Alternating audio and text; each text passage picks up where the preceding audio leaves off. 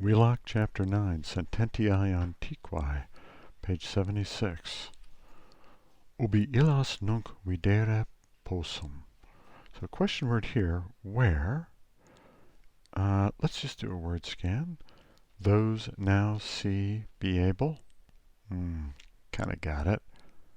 This illas, as ending on that pronoun, that's going to be accusative, plural, feminine. Possum's our main verb, big V there.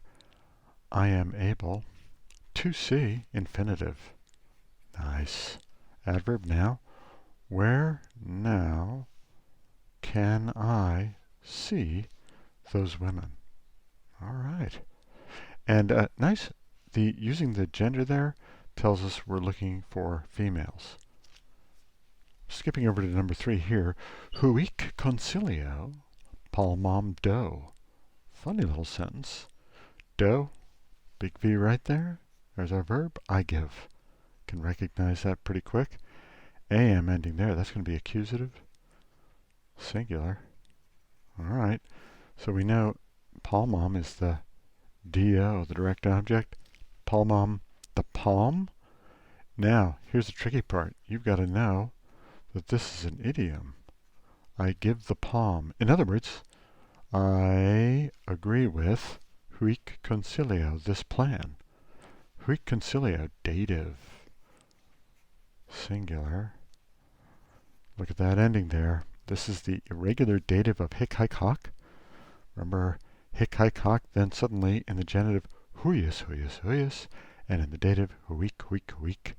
Very irregular. And concilio with the O ending, that's regular.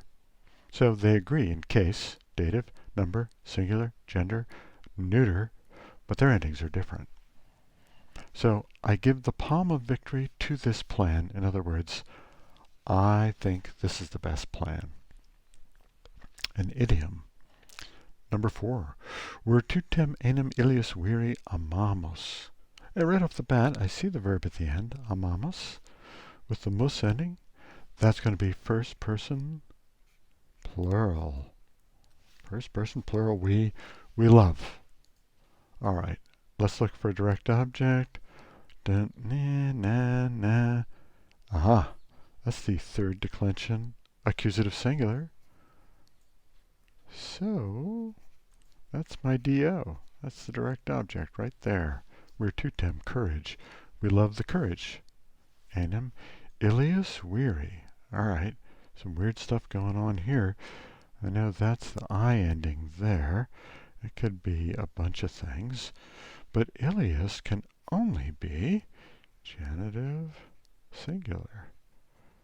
So, can weary be genitive singular? Yes, it can. The adjective agrees with the noun. In this case, the pronoun is being used as an adjective. And it agrees with the noun in case, genitive, number, singular. And the gender of the noun is masculine. So we'll put that in there too. Possession. The courage of that man. That man's, with an apostrophe S, courage. Number 6. Poena istius unius, hunc morbum civitatis relevabit, sed periculum semper remanebit. Now, I picked this sentence because it's so long. What do you do when you have a really long sentence? First of all, a word scan is always great. Let's see. Punishment, that, one, this, sickness, state, relieve, but, danger, always, remain. So we get a little bit of the context here. Relief and remain, two verbs there. So we have two verbs. When you see two verbs like that, it's common to have a conjunction of some kind. And right here we have it, said, but. So the sentence breaks right there. So right out of the bat, you've broken the sentence down into two parts. Now, you've got two shorter sentences to solve. So you could start with remanebit, but it will remain, bi. All right, this is the future, and it's T ending, so it's third singular.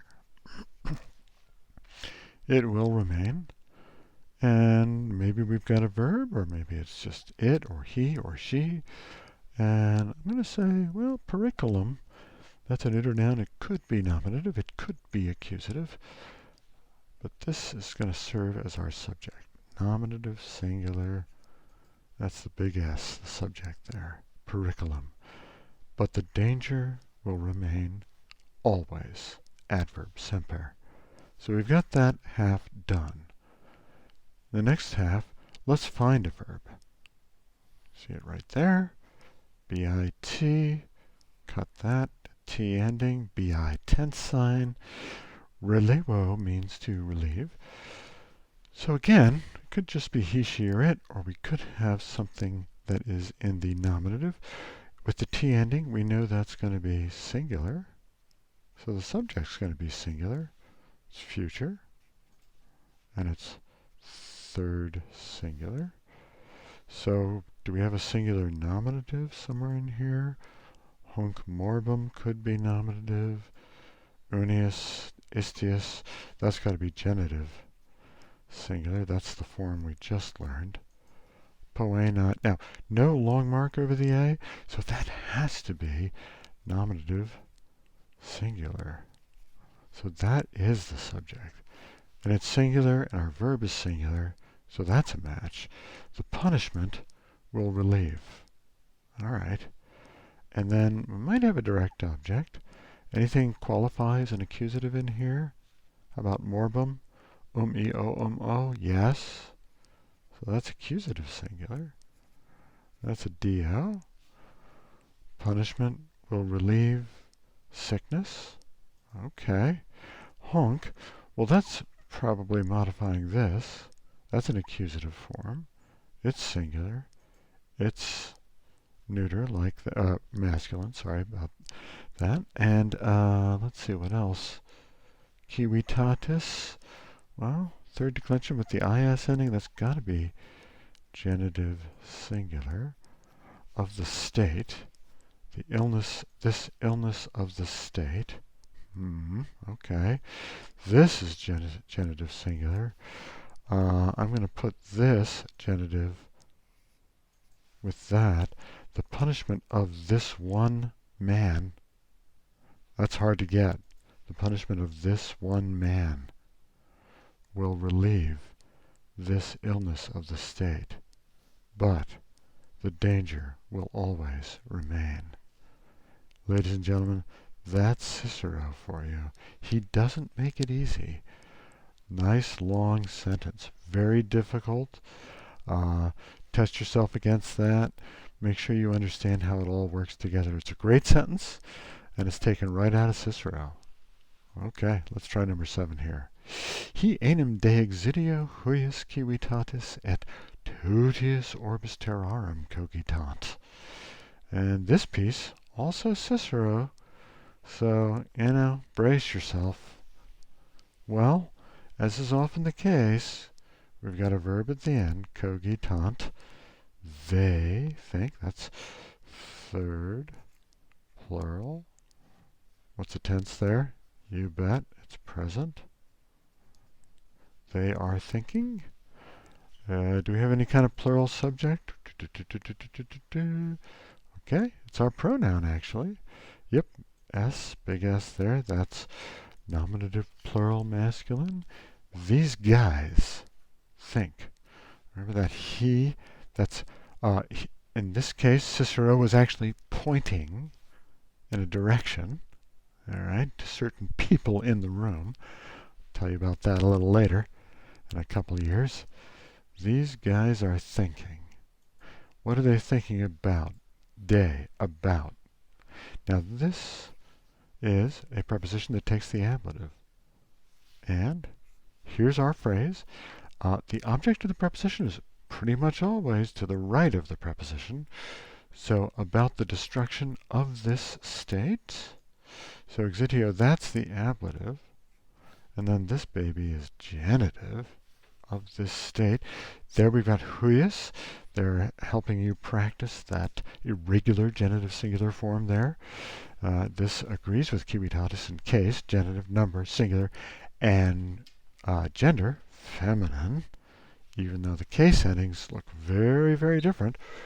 And so these think about the destruction of this state and of the entire circle of the Earths. Orbis terrarum is an idiom. It means world. Because on a Roman map, you saw Rome at the center, and then this circle with the Mediterranean and the north of Africa, and that was the circle of the Earths, centered around the Mediterranean. So literally, the Earth, the lands, encircled the ocean. They sort of saw it as a pond. And this is also genitive singular, going with exitio, the destruction of this state and of the whole world they think about. So this is a giant prepositional phrase with those genitives dangling off of it. Let's do this last one. Thankfully short here. Number 8, est nullus locus utri homini in haec urbe. Est. When est comes up front like this, we call it the existential form of the verb to be. And it just means there is, instead of it is, there is nullus locus, no place, utri homini. What case is that? Dative singular. There is no place for either man in haec urbe. Knock that out. Prepositional phrase, in this city. Existential verb to be, there's no place for either man. Utri, irregular adjective that we're learning in this chapter. Nullus, irregular adjective. Nice. All right. It's like this town ain't big enough for the two of us.